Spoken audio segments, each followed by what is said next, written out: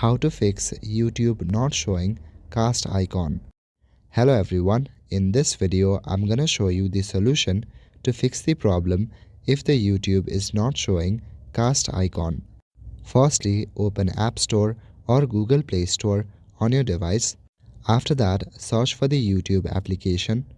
Now check for updates that may be available.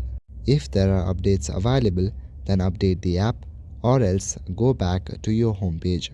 From your home page, navigate to the Settings app and open it on your device. In Settings, scroll down and go to General.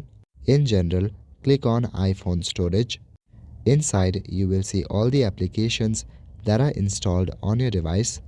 Go to the application YouTube. Now select the option Offload App and click on Offload App to clear your cache.